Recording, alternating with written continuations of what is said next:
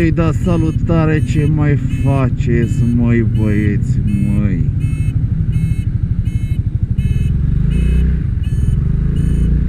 Toate bune și frumoase? Ca de obicei? Din păcate a venit iarna, băi, fraților, bă. A venit iarna și gerul, cum s-ar spune.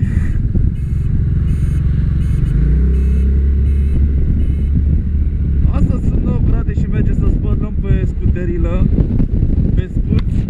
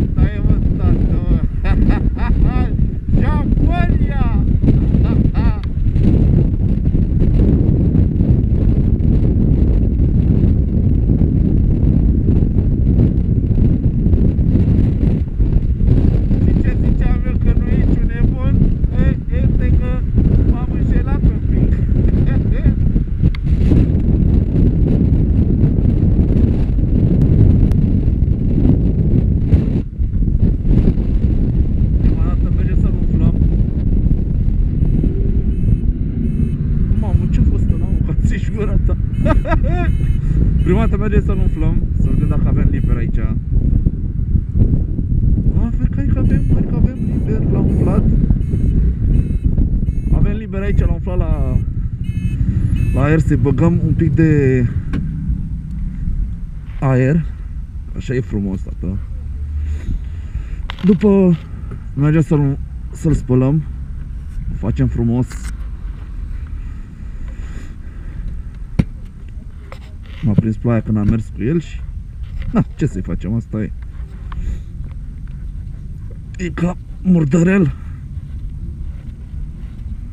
Hai mă, unde ești, mă? Mamă, ai că e bine.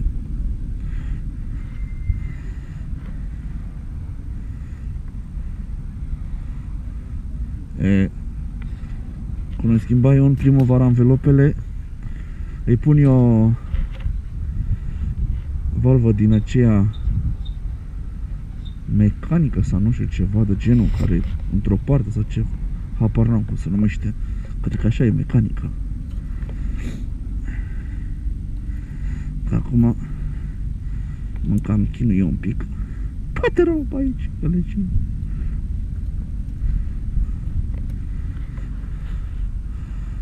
Doi, 2,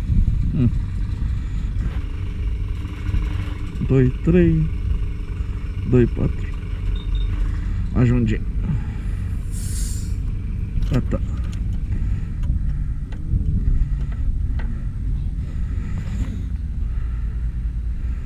Pe fața am terminat. Oricum se mai răcește și el până ajung acolo.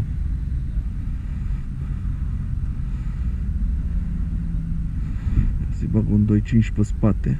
Să vedem cât avem. Uite, mă, te-ai blocat acum, mă.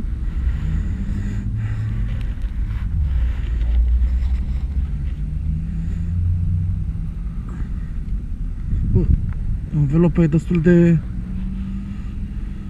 caldă.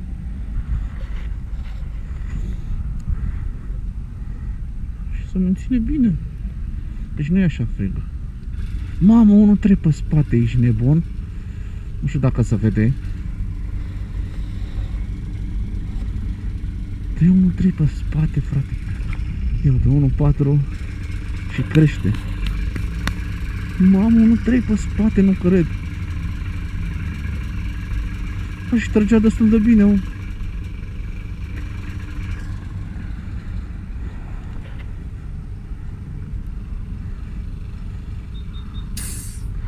Uite valvă de asta. Cum am aici, trebuie să iau. Sper să se vadă. De asta așa într-o parte. Și am primăvară când îi schimba cauciucurile.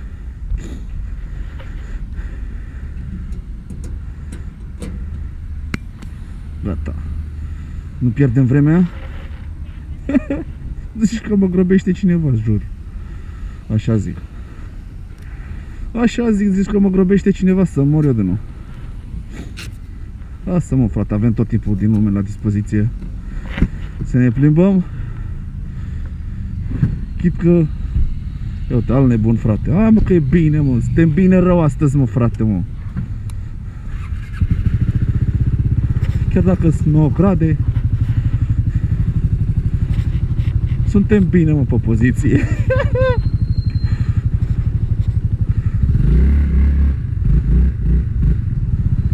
Frumos. Hop, hop. Hop, hop, elegant.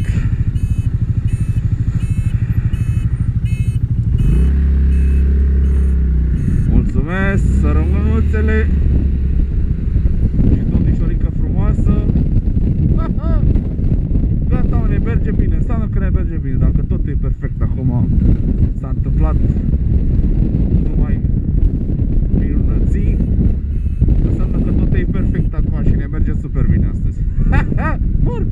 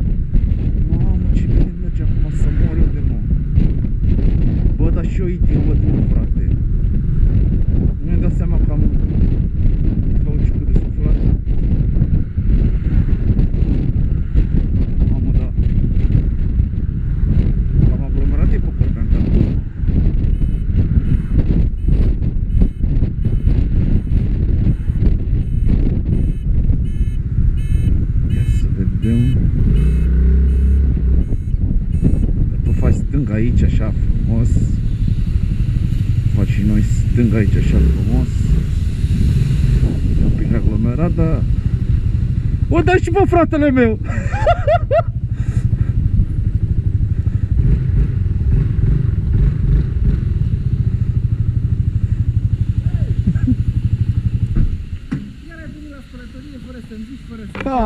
Vezi că ești pe vlog aici frumos. Dacă îl opresc acum, să mai lăsăm să răcească. Cam așa arată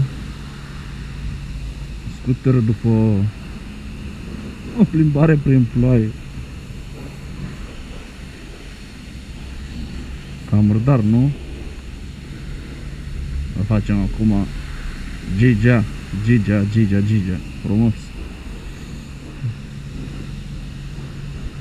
Am așteptat un pic să răcească, nu l-am băgat, adică nu-l bag direct. Să dau cu apă pe el. Dacă trebuie să-l și suspend un pic. Și prin gatile astea nu prea merge, că o spun ca de jos și o pun direct pe beton.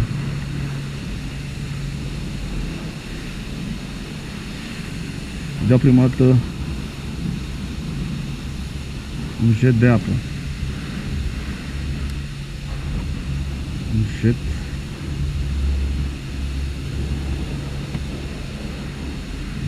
Și cred că ăsta e.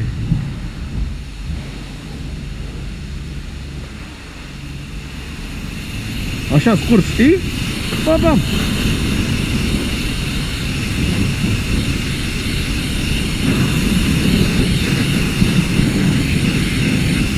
să o mezească un pic.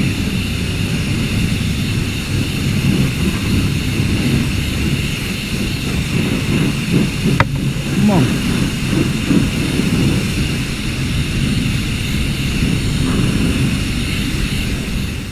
Așa, mă, tati, să nu-i dăm cu spumă de prima dată.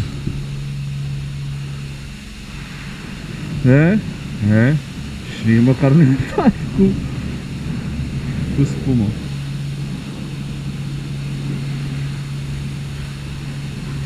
Uite că iese un pic de apă din el, din motor.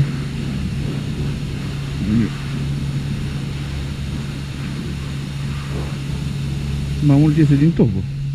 Nu s-a răcit.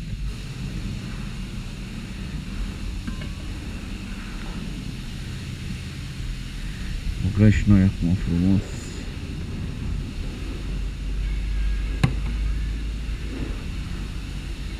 Unde ești, mă? Detergent, spumă frișcă, ăsta.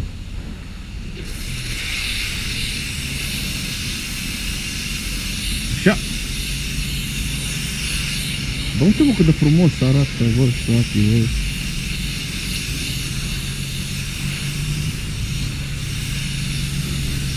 Bă, ce mă enervează pe mine astea de aici, să mor de nu.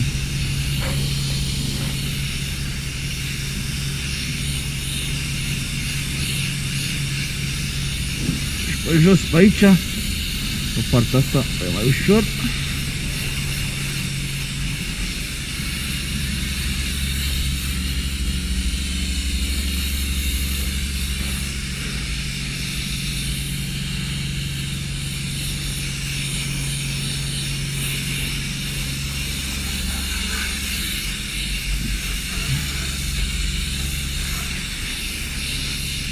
Îi dăm din belșug.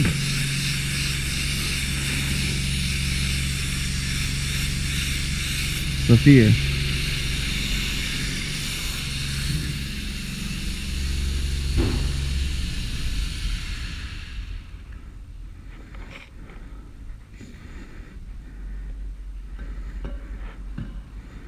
Lăsăm un pic să acționeze.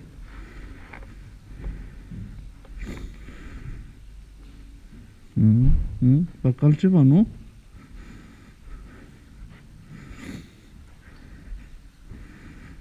Altceva. Să vedem mult mai frumos. Arată și el curat, mă, tati. Și acum începem.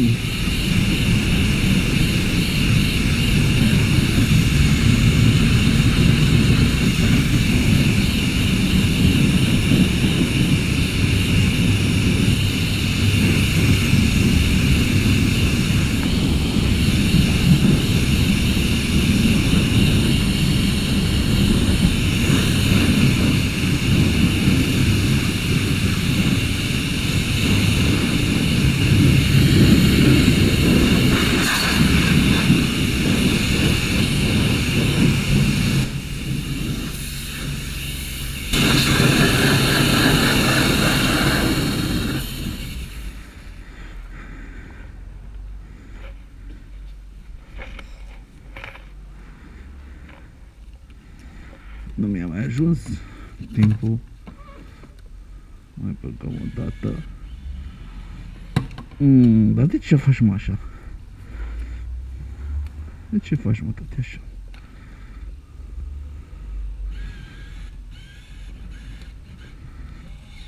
Ca la cafea. Mă. Cam mult te gândești.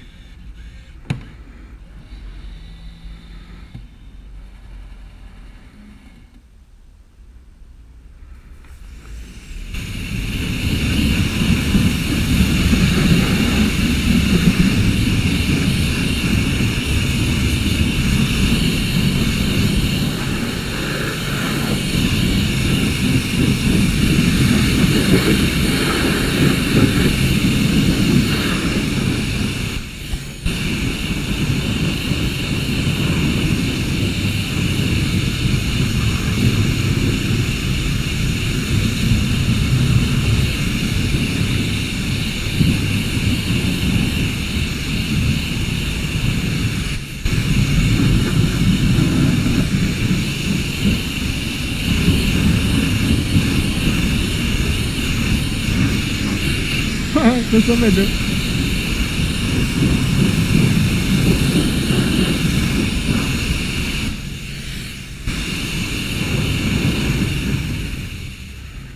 Gata. Selfini la comedii.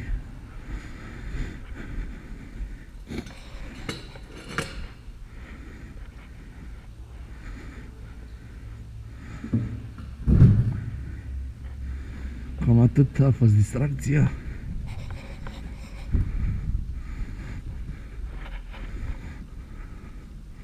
Deci și noi aici frumos la Sorinel, unde e uscat, să nu curce pe nimeni. Eu zic că nu curcă pe nimeni aici. Așa. E altceva, mă, tati.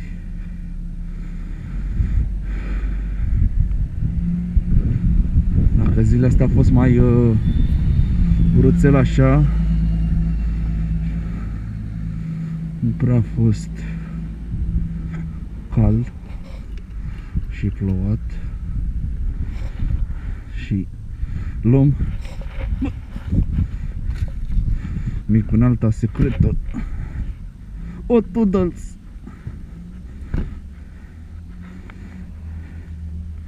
Și începem așa ușor să-i dăm, să-l ștergem, să-l curățăm. Așa elegant, frumos.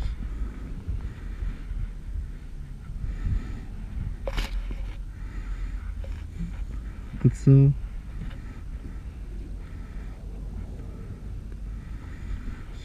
șterg apa după el. Și am uitat eu oglinjoarele, oglinjoarele. Oglindă, oglinjoară, care e cea mai frumoasă fată din țară? Uf, Yamaha! Uf, Yamaha! Yamaha! Să vezi ce-ți dau Yamaha acum. De fapt ți-am dat spumă. Te-am făcut frumoasă Yamaha.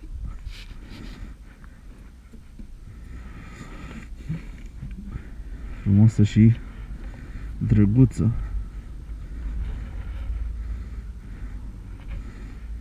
Frumoasă și drăguță.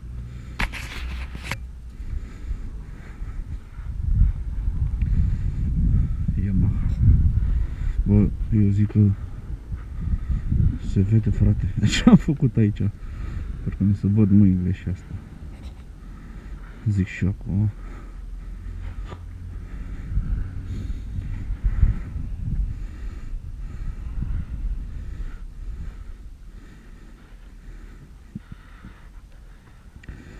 Așa ușurel, frumos. Scoate și cheia.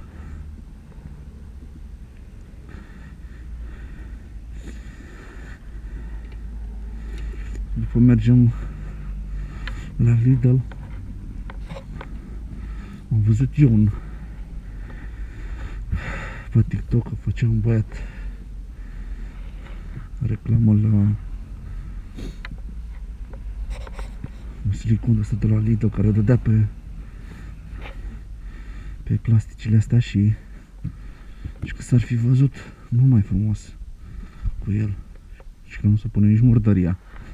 Acum mergem să vedem dacă îl găsim, îl cumpărăm, bineînțeles, și vedem cum acționează. Ajungem acasă, între timp se mai duce apa din el, după el, pardon.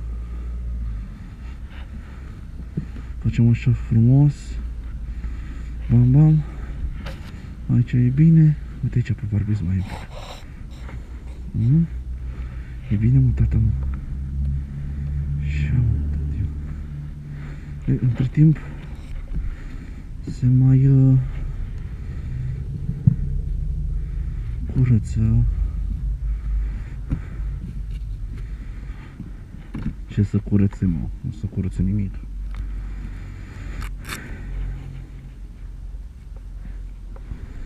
se curăță nimic, doar că o să sară apa după el.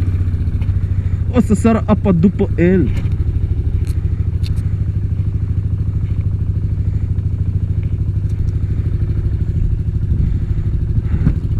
Oh, bun. Așteptăm un pic să încălzească. Tot timpul lăsăm așa să încălzească puțin. Bine că acum e cald, motorul e cald, dar lăsăm să urce uleiul. Nu ne grăbește nimeni, că așa e indicat. Lăsăm puțin să urce uleiul sus, să amestece toate nebunile alea, piesele alea cu totul, pac, pac.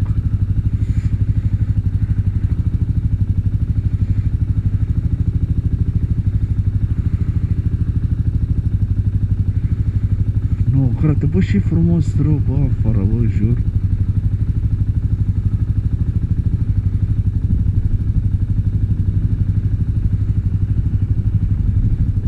Gata, o luăm din loc.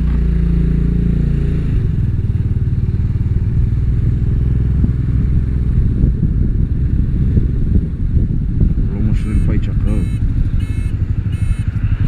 se face iar de comandă. Tata era pe telefon.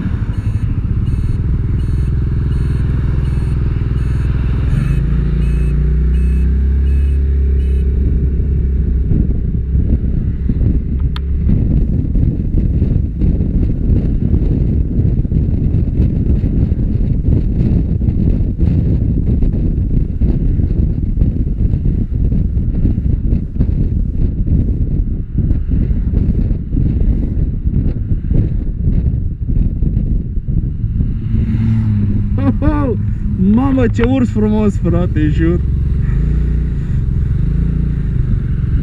Dar ajung acasă, îi lară și lui frate meu, că nebunește.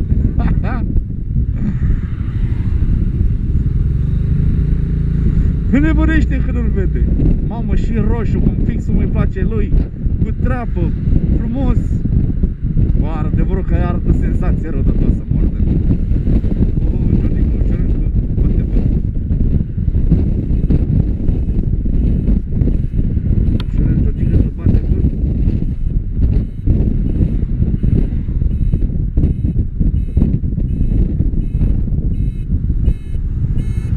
Bate vântul și ne zboară după scooter.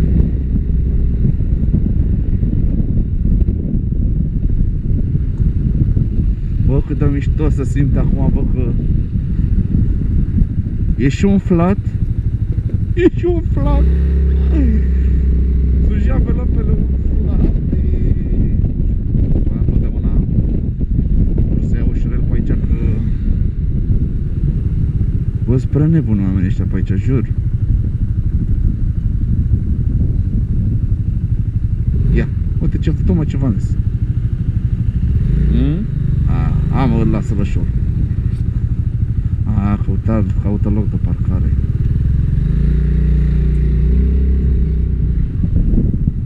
Dar ne face și noi o schemă frumoasă.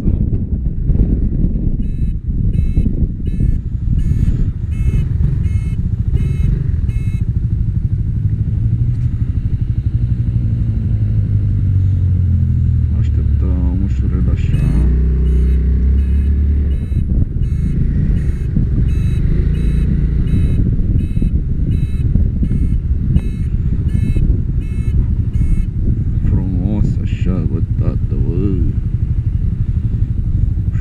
Aici, op, op.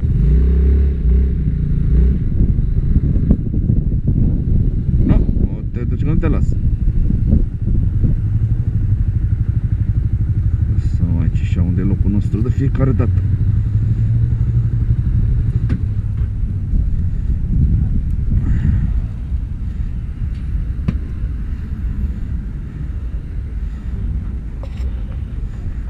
Revenim când mă întorc să vedem dacă îl găsim pe acel spray.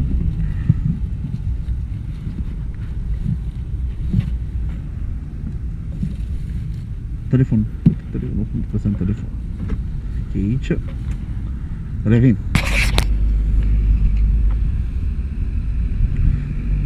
Din păcate nu am găsit acel spray.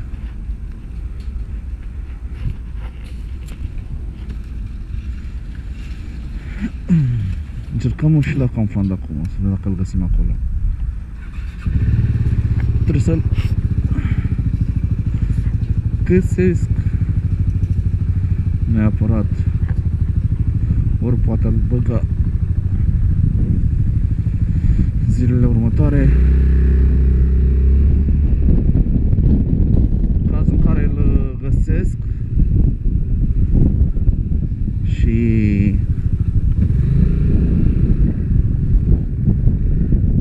va fi bun. Ia uitați-mă, ia uitați-vă mă și voi, mă. Băi, frate, mă. Cum așa ceva, mă? Cum așa ceva, mă?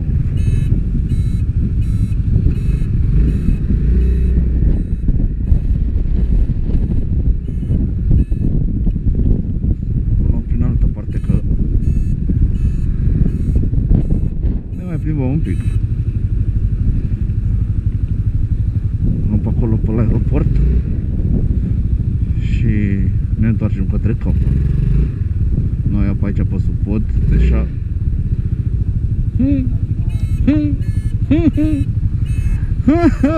Mă, mâncați aici cu rata, frate, ești nebun.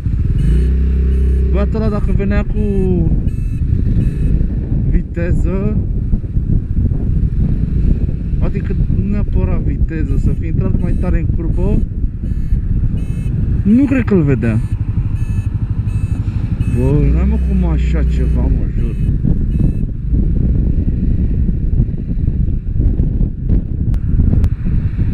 Uitați-vă și voi, aglomerația naiba ce să face de fiecare dată, mă.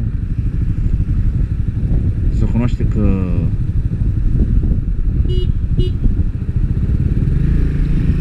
Mamă, ne umple de gogoși. Mulțumesc frumos. Foarte drăguță tipă.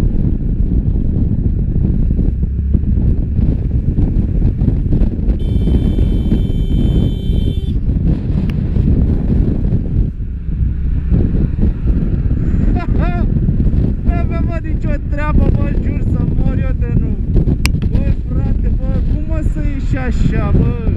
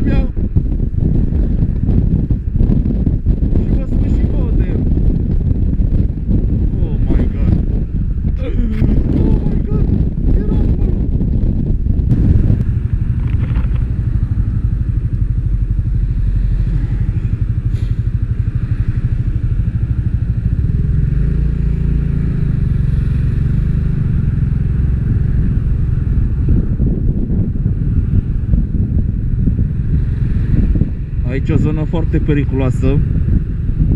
Mulți vin pe partea asta aici, pe prima bandă, și trec direct pe partea cealaltă ca să facă stânga către Corbeanca. Direct taie 2 benzi.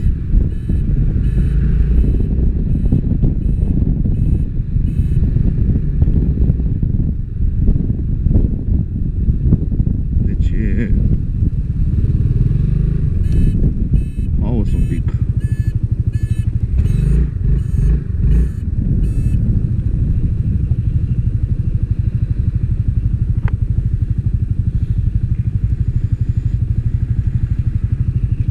Urcăm aici? Sau mergem la locul nostru? Mergem la locul nostru cu electrici. Mergem la locul nostru cu electrici.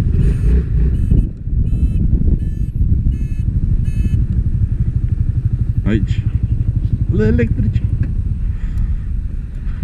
Și eu am ulei și benzină. Revin să vedem dacă găsim pe minunatul spray. Din păcate n-am găsit acest spray și am găsit Lenor. Am luat Lenor, îi dau cu Lenor, gata. Miroase și frumos. Îl spălăm cu Lenor.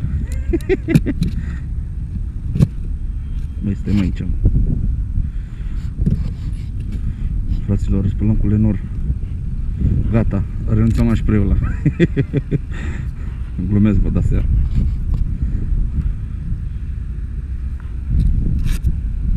Credeam că nu filmez. Da, am găsit spray-ul acela care speram eu să-l găsesc. Asta este, din păcate, data aviatoare.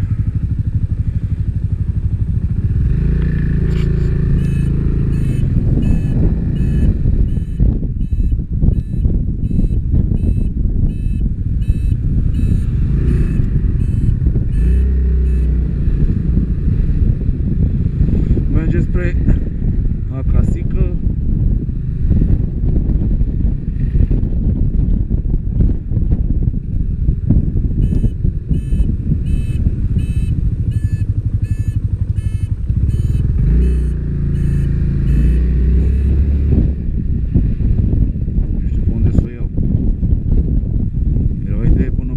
Altă, da, stau mult să iau pe suport, întoarce în sensul giratoriu. Era prea mare complicația să o fi luat pe acolo și fac eu stânga aici așa.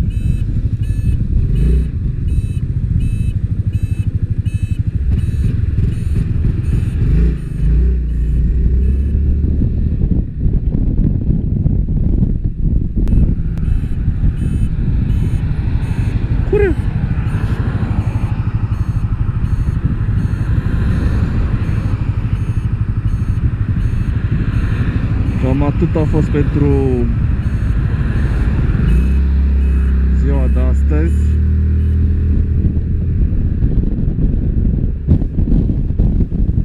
Data viitoare, adică să sperăm că săptămâna viitoare, vin cu motorul. Facem din nou un frumos la fel ca ăsta. Eu sper că v-a plăcut.